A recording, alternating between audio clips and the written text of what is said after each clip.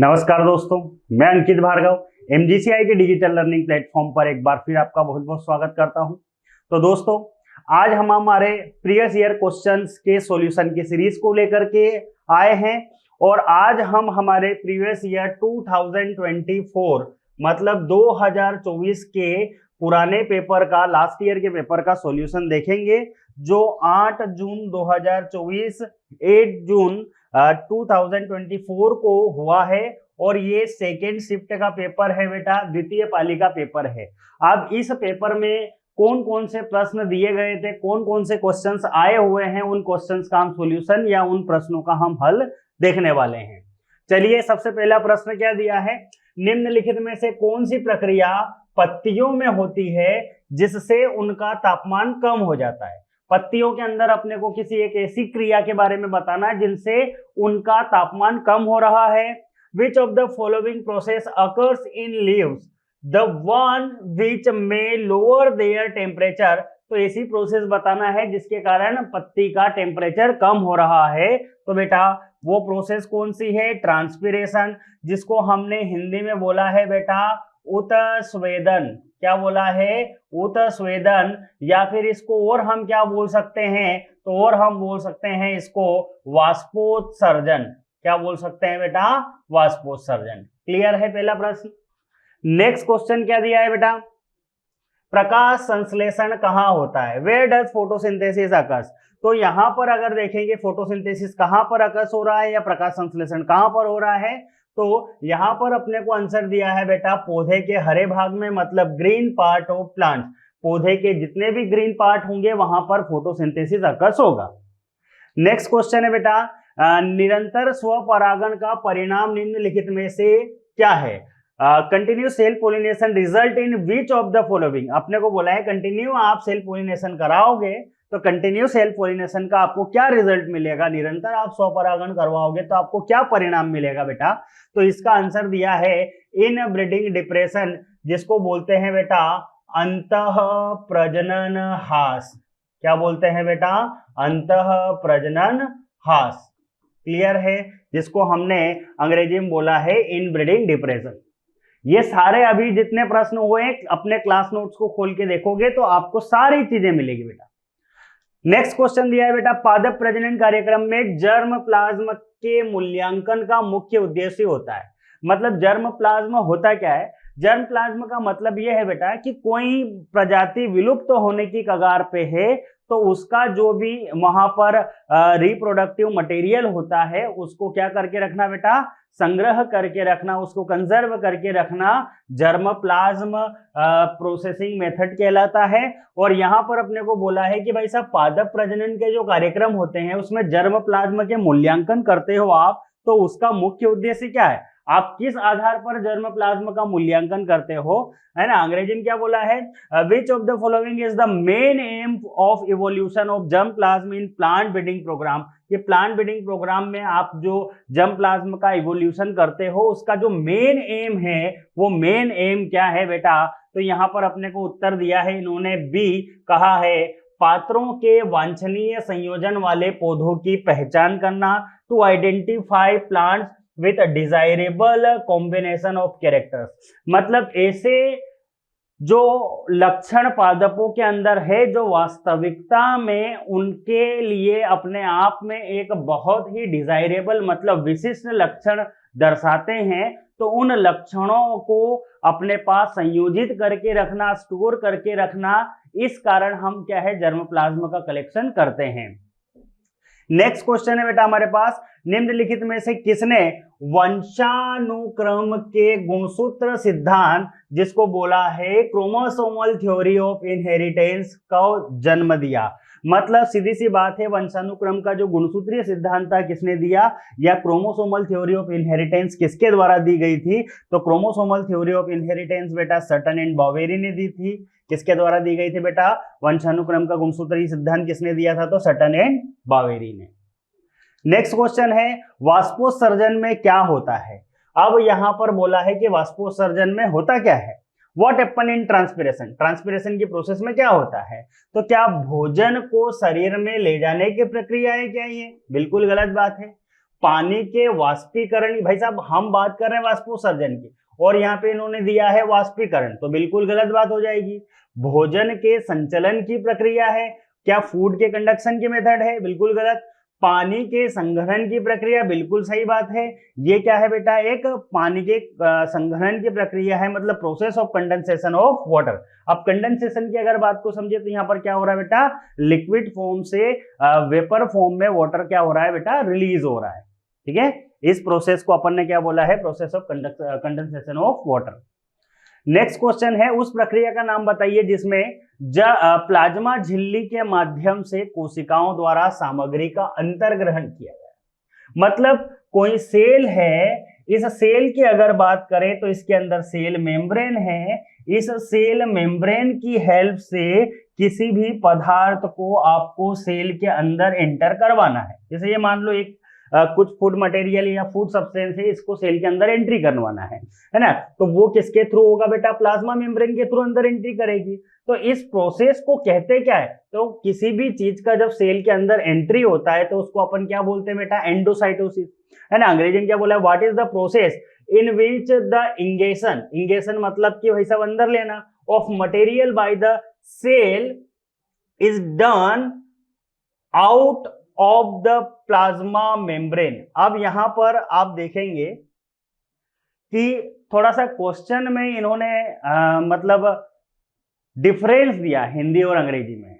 अब आपको यहां पर बोल दिया है कि डन इन एंड आउट, दोनों चीजें दे दी, इन भी दे दिया और आउट भी दे दिया।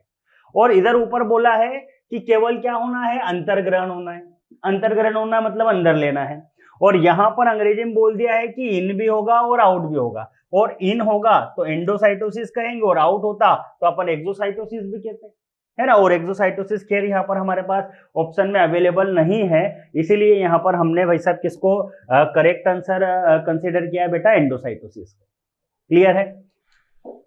पौधों में वृद्धि की प्रथम अवस्था होती है तो what is the first phase of growth, तो ग्रोथ की जो सबसे फर्स्ट फेज होती है बेटा वो क्या होती है, सीड जर्मिनेशन, या वृद्धि की प्रथम अवस्था क्या है तो बेटा बीज अंकुरण है। ग्लूकोज के टूटने से ऊर्जा मुक्त करने वाली प्रक्रिया, the process of releasing energy from the break down of glucose. अपने को बोला ऐसी प्रोसेस बताना है जिसमें ग्लूकोज के ब्रेकडाउन होने से एनर्जी रिलीज होती है। और ग्लूकोज का ब्रेकडाउन होता किसमें, रेस्पिरेशन में, और रेस्पिरेशन में एनर्जी रिलीज होती है ना। तो ग्लूकोज टूटता किसमें है बेटा, श्वसन की क्रिया में। ग्लूकोज है क्या, भोजन है ना। तो श्वसन की क्रिया में अपन लिखते ही है कि भोजन का भाई साहब क्या है कि ऑक्सीजन की उपस्थिति में टूट करके एटीपी के रूप में ऊर्जा उत्पन्न करना ही क्या है, श्वसन है। परागकोश और वर्तिकाग्र का एक ही समय में बढ़ने और परिपक्व होने की प्रक्रिया, अपने को बोला है anther and stigma both are mature at same time, है ना। क्या बोला है, anther and stigma grow and mature at same time. तो सेम टाइम में मैच्योर होते हैं तो इसको क्या बोलते हैं बेटा, होमोगेमी।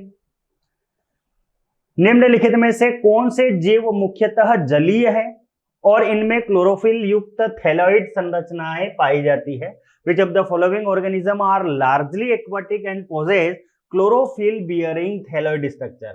तो यहाँ पर अपने को बताना है कुछ एक्वाटिक नेचर के भाई साहब, अपने को यहाँ पर किसी व्यक्ति की बात कही गई है कि जो है तो एक्वाटिक लेकिन उसके पास अपने को क्या दे रखा है बेटा, क्लोरोफिल युक्त थैलॉइड, मतलब क्लोरोफिल बियरिंग थैलॉइड। तो ऐसा किसके अंदर देखने को मिलता है बेटा, तो ये कार्यक्रम अपने को देखने को मिलेगा एल्गी में, जिसको अपन सेवाल कहते हैं। ऑक्सीजन की उपस्थिति में श्वसन क्रियाधारों का पूर्ण ऑक्सीकरण, अपने को बोला है कि ऑक्सीजन की प्रेजेंस में फूड मटेरियल का कंप्लीट ऑक्सीडेशन होना क्या कहलाता है, तो ये एरोबिक रेस्पिरेशन, मतलब वायवीय श्वसन का भाई साहब क्या है, परिभाषा है। वाष्पोत्सर्जन कितने प्रकार का होता है, वाष्पोत्सर्जन बेटा 3 प्रकार का होता है। पहला है रंध्रीय वाष्पोत्सर्जन, दूसरा है उपत्वचीय वाष्पोत्सर्जन, और तीसरा है बेटा वात रंध्रीय वाष्पोत्सर्जन। अब रंध्रीय मतलब स्टोमेटल ट्रांसपिरेशन, है ना।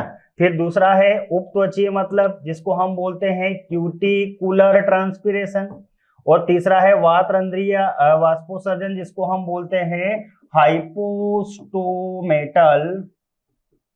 ट्रांसपिरेशन। ये 3 टाइप के ट्रांसपिरेशन होते हैं। नेक्स्ट क्वेश्चन है हमारे दैनिक जीवन में उपयोग आने वाली सबसे आम अनाज किण्वित, अपने को क्या बोला है, सीरियल फर्मेंटेड प्रोडक्ट। क्या बोला बेटा, serial fermented product. Serial fermented product मतलब सीरियल्स का एक फर्मेंटेड प्रोडक्ट बताना है अपने को। तो सीरियल्स का एक फर्मेंटेड प्रोडक्ट क्या होता है, ब्रेड। यहाँ पे इन्होंने खैर क्या लिख दिया अपने को, रोटी, यहाँ से थोड़ा सा कंफ्यूजन हो सकते हैं, है ना। तो ब्रेड की अगर हम बात करें तो ब्रेड जो हम सुबह चाय के साथ ले रहे हैं भाई साहब, उसकी बात हो रही है। तो ब्रेड एक क्या है बेटा, अनाजों द्वारा निर्मित किया गया किण्वित उत्पाद है, एक यूं बोल सकते हैं बेकरी प्रोडक्ट है। नेक्स्ट क्वेश्चन है बेटा, प्रकाश संश्लेषण में पौधे का कौन सा भाग ऑक्सीजन उत्पन्न करता है, what part of photosynthesis produces oxygen. अपने को बताना है कि प्लांट का कौन सा पार्ट ऑक्सीजन प्रोड्यूस करता है। तो फोटोसिंथेसिस की बात करें, फोटोसिंथेसिस में मैक्सिमम अगर देखें तो पूरी फोटोसिंथेसिस की जो प्रोसेस है बेटा क्लोरोप्लास्ट के अंदर होती है।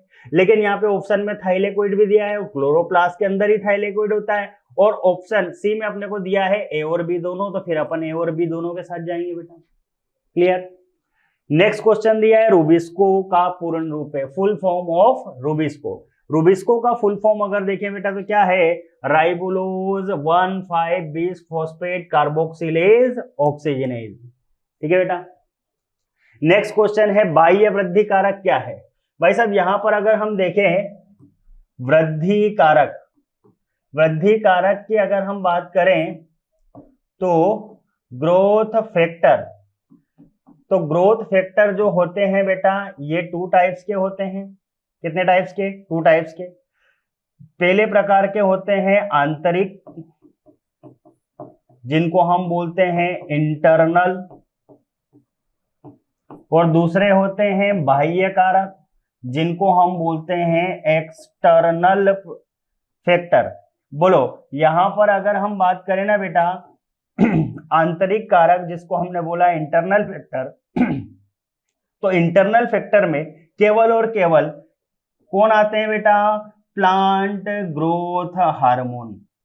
कौन आते हैं बेटा, प्लांट ग्रोथ हार्मोन, जिनको हम बोलते हैं पादप वृद्धि हार्मोन। केवल पादप वृद्धि हार्मोन ही ऐसे व्यक्ति होते हैं बेटा जो ग्रोथ को मतलब वृद्धि को आंतरिक रूप से प्रभावित करेंगे। बाकी इसके अलावा कोई भी ऐसा व्यक्ति नहीं होता है जो ग्रोथ को आंतरिक रूप से प्रभावित कर सके।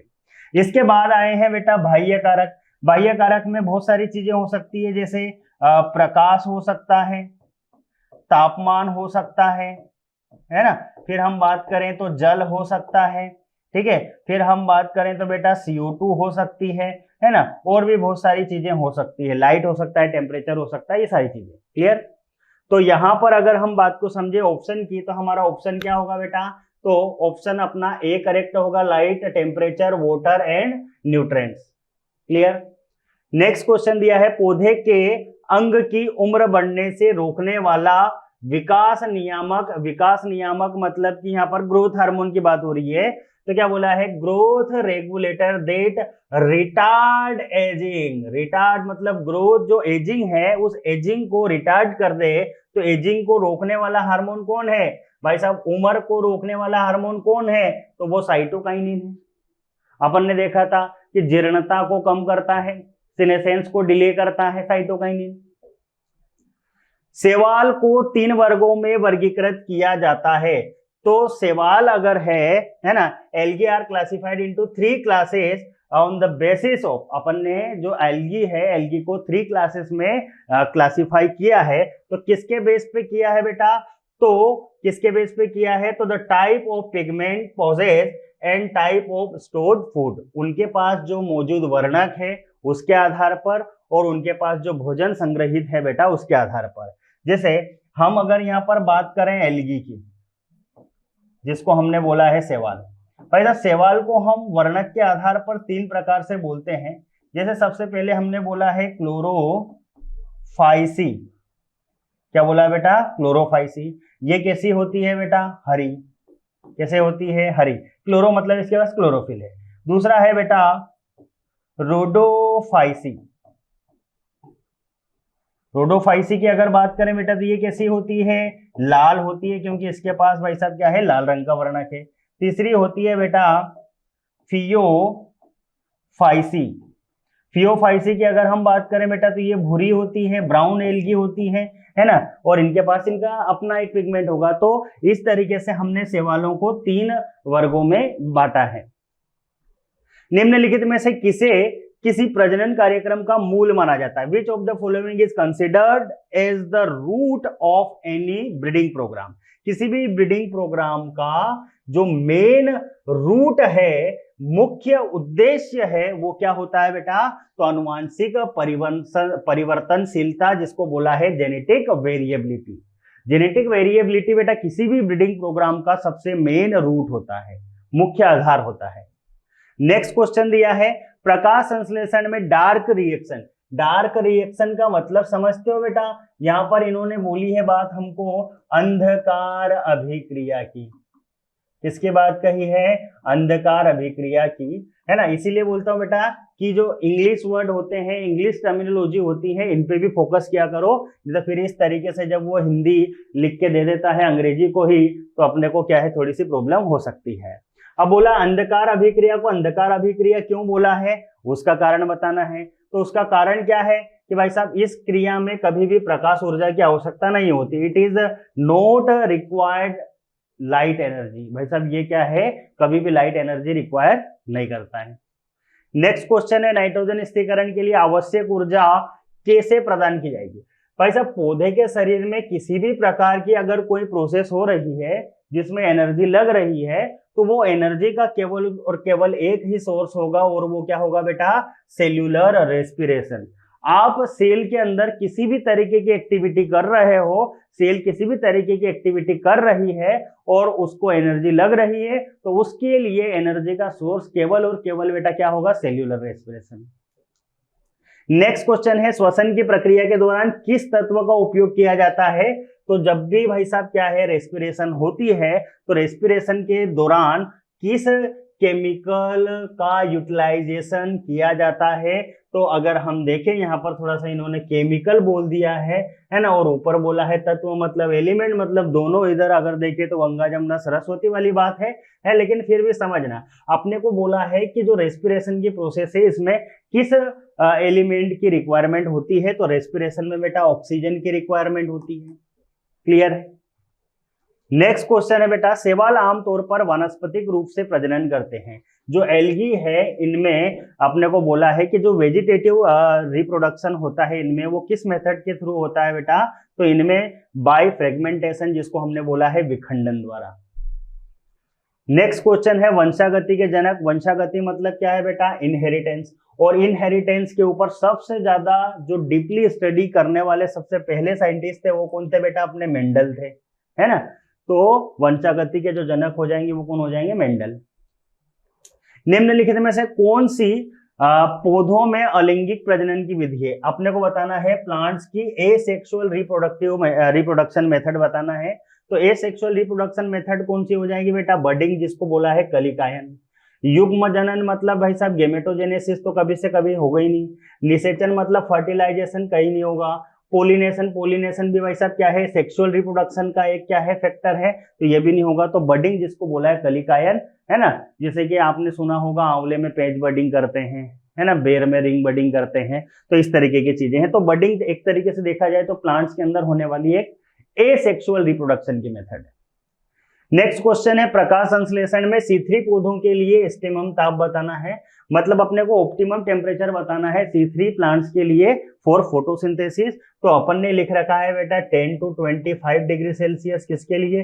C3 प्लांट्स के लिए, है ना। C3 पौधों के लिए लिख रखा है। और जो C4 प्लांट्स है कौन है बेटा?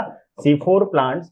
C4 प्लांट्स की अगर बात करें, जिनको हमने C4 पौधे कहा है, तो ये जो C4 पौधे हैं इनके लिए अपन ने लिखा है बेटा 35 to 40 डिग्री सेल्सियस। अब चूंकि हमारे पास यहाँ ऑप्शन में 10 से 25 डिग्री सेल्सियस कहीं नहीं दिया, तो इसके नियर बाय अपना जो ऑप्शन बैठ रहा है बेटा वो कौन है? 20 से 25 डिग्री सेल्सियस। अब इतना कम तो टेम्परेचर भाई साहब हो नहीं सकता, है ना। 1, 2, 5 डिग्री सेल्सियस तक ठीक है, लेकिन इतना ज्यादा डिफरेंस नहीं होना चाहिए, ठीक है। नेक्स्ट क्वेश्चन दिया है बेटा, अच्छा और इसी के साथ बेटा हमने हमारा जो सेकेंड शिफ्ट का पेपर था वो कंप्लीट किया। जल्द ही हम नेक्स्ट शिफ्ट वाले पेपर के साथ हाजिर होंगे। जब तक के लिए धन्यवाद। जय हिंद, जय भारत।